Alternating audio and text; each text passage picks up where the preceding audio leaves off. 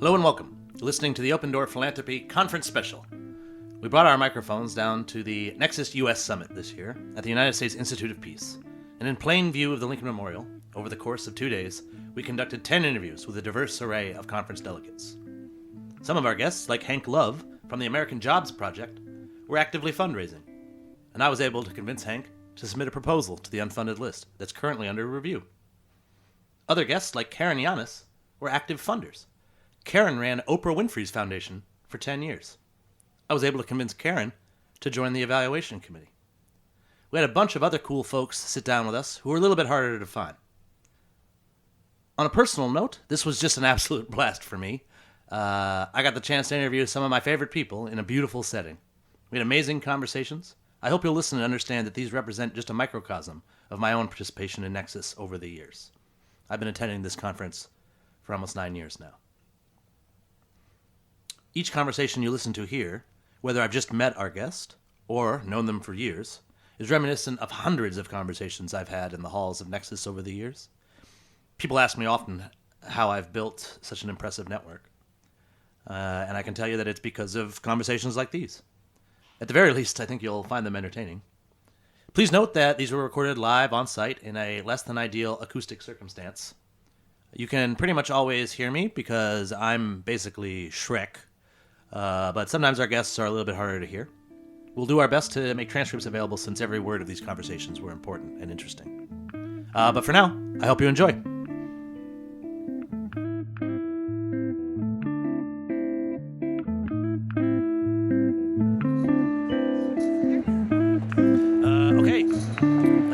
Interview number 2 at the Nexus U.S. Summit here in Washington, D.C.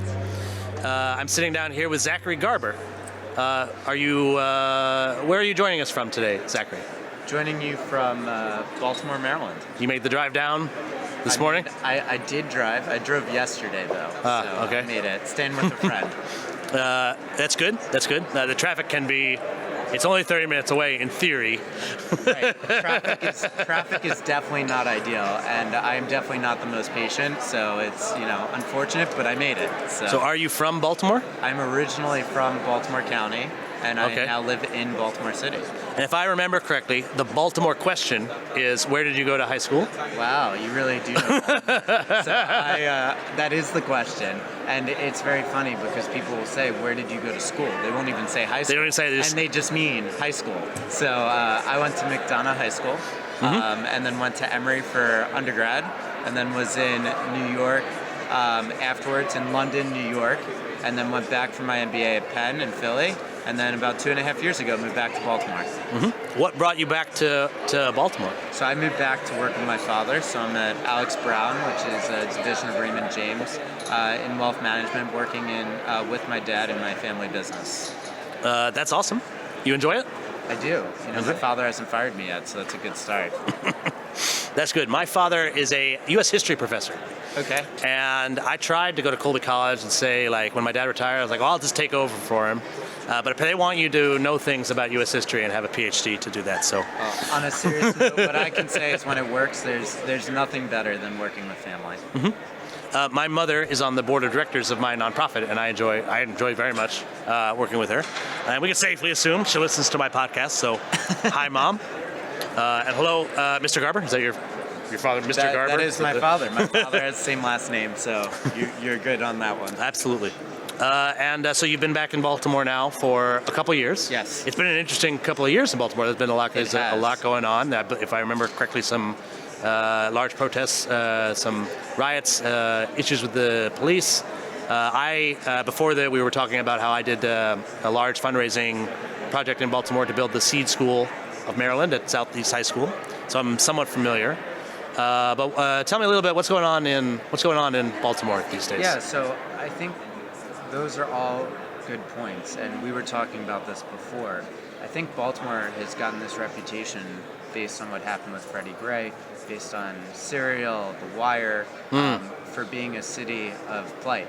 And there are absolutely issues, and there are things that need to be fixed. But I think that isn't necessarily just Baltimore. and there are amazing things going on under the ground. And what I would say is, my whole life changed when I moved back. The first person I met and I connected with was an ex-con who is accomplishing amazing things, and completely changed my perspective on what I was doing, and led to me creating a networking group where I try to bring together all different people from different walks of life in Baltimore. So this comes to people that are from the nonprofit world. You have NFL players, you have ex-con, you have people who are artists, one of the head legal counsels for some of the companies like Under Armour are part of this, and the idea is, how can we share positive stories about things that are going on, because it's overlooked a lot. Absolutely. I've met a lot of young, hardworking nonprofit folks, social sector folks, all throughout Baltimore. And that, not to mention, there's social workers, nurses, all sorts of teachers, policemen that are in fact doing positive things in their community. There's happening every day. And thank you for mentioning that. I think you're right. Yeah. And in fact, I am somewhat guilty of it. I do tend to, this has been pointed out to me before, I tend to focus on problems. Right. I think that may be my Jewish upbringing. Well, I'm Jewish as well, so. Thank you for mentioning that. I think that, so philanthropy is very entwined in Judaism. Did you have a tzedakah box or any sort of thing like that growing up? Did you do a mitzvah project for your bar mitzvah? 100%. So we were talking about this. I'm very involved in the local Jewish Federation of Baltimore, known as the Associated. And in Jewish law, you have to give away 10% of what you have. And so I have always grown up learning that once you take care of yourself, the most important thing is to give to your community locally, make a difference locally, and then also care for humanity, the world. The other day I just hosted a Tu B'Shvat Seder. And so for people that don't know, Tu B'Shvat is the holiday for the trees. And it talks about how the environment, this earth, is all really important, and it's so intertwined in Judaism and my upbringing and who I am, and it comes out in the different things that I work on. Do you give 10%? Do you follow that rule? I guess it depends how you define it, but yes, I might give more. It depends on the year, but over time I hope to give a lot more than that. We did, one of the interviews we did in season 1 was with a guy who's a member of the Latter-day Saints LDS Church, the Mormons, and he told me, I had never heard this before, the church audits them every year to make sure they're doing their 10%. So you have to show them your tax returns and in order to stay in good standing with the church. So they are all giving 10% because it's an absolute requirement. That's really, these religious groups, and I think it was the Jews who first came up with the 10% rule. I think tithe comes from the Aramaic word for 10%. Yeah. There we go. And it's very interesting. So are you involved in with the Associated and Jewish organizations? So I'm on the head of Impact, which is the young leaders that are involved in the Associated, and started a new group called the Young Professionals Group there. So I'm involved very heavily there, as well as with the JNF, which is the Jewish National Fund, which is focused on giving in Israel, and serve on the water task force there, overseeing the water investments they're making. I think water is essential. If people haven't read it that are listening to this, I highly recommend you go out and read Let There Be Water by Seth Siegel. It's an incredible book, all about, take away the politics, take away a lot of the issues surrounding the Middle East, surrounding Israel. Water is an essential issue in the world. How is it that this tiny country has managed to now become a net exporter of water in the world, in a desert?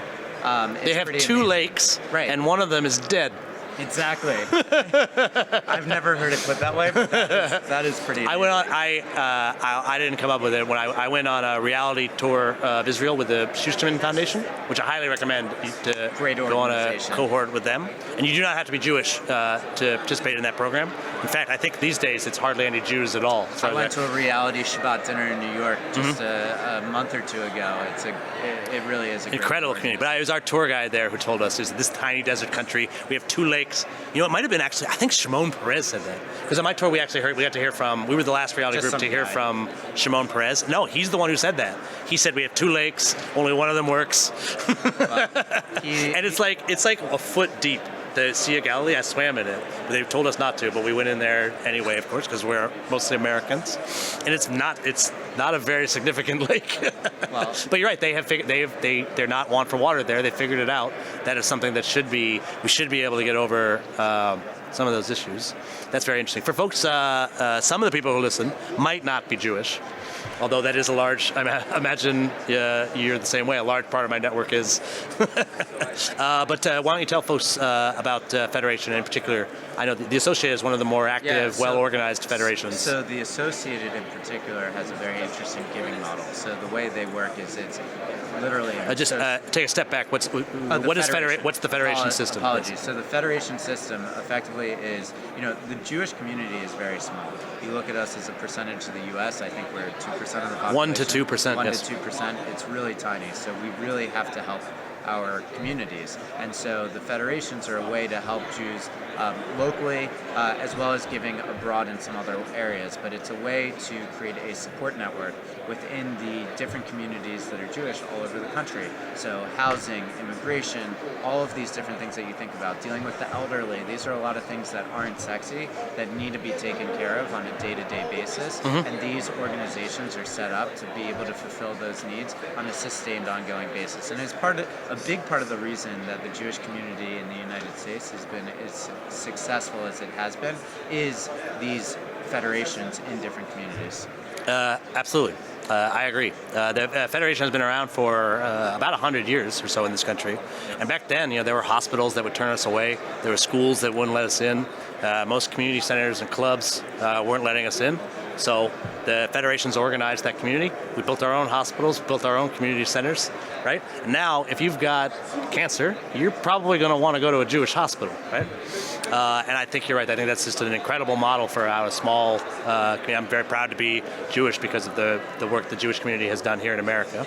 But I know when it comes to federations, and I've done some stuff with the Federation of the Capital Region down here.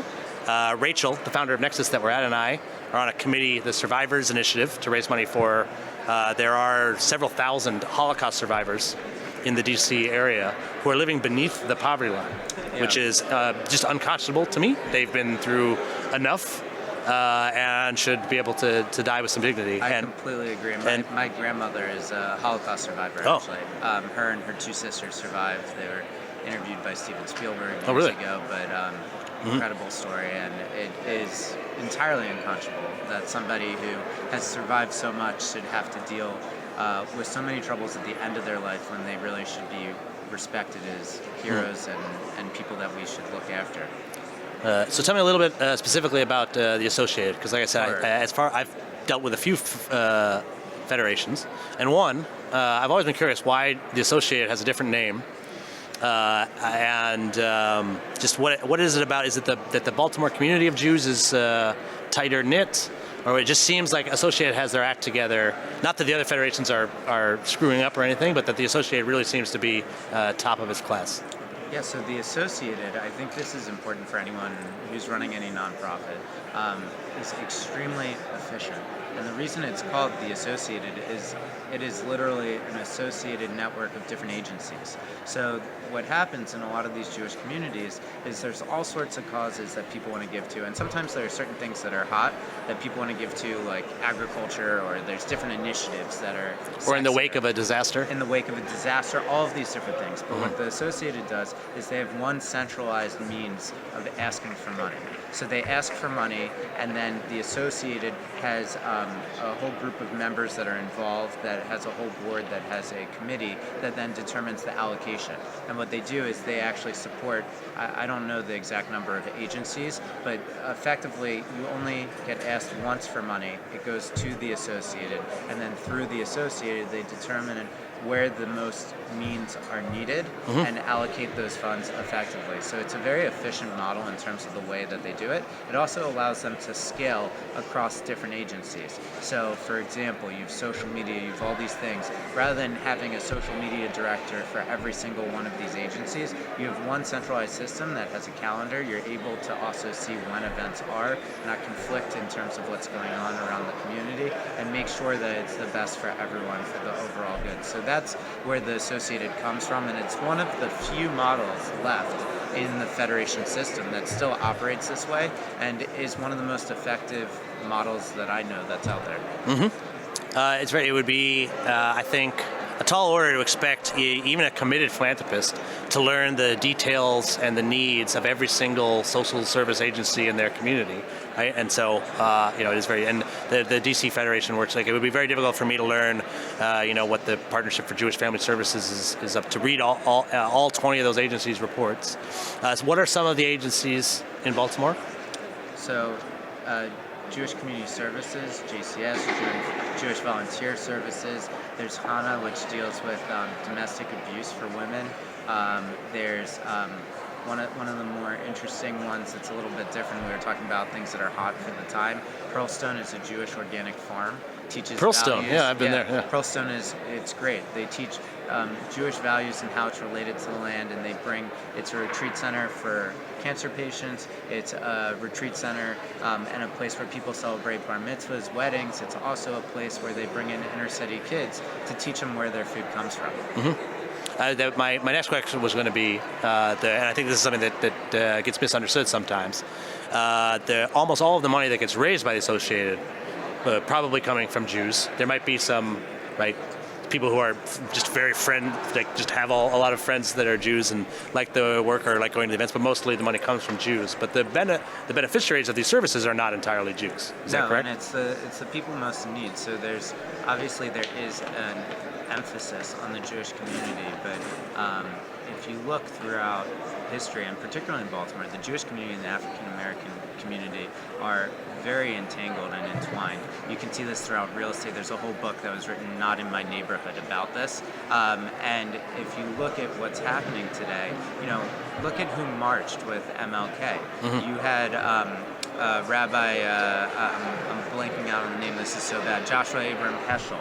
So Rabbi Heschel was one of the people that walked in Selma.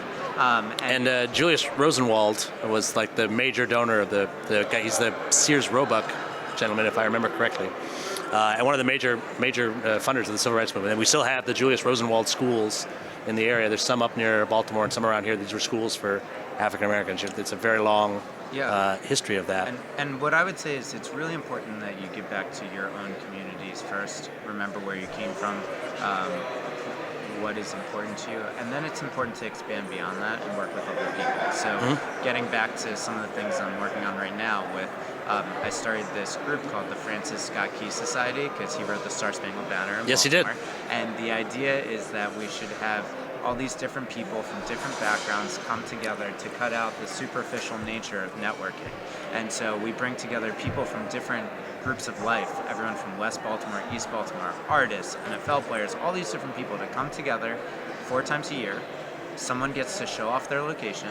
3 members speak. The members are all the speakers, and they're required to share personal stories so you feel connected to them, and then they're required to shamelessly promote themselves and ask for 3 to 5 tangible things that either benefits themselves professionally, personally, or their community. And the idea is that if you think about giving, right, by asking for something, you are providing an opportunity for someone else to give. And I think it's a very efficient model and way to think about it. And the last piece I would say is part of that.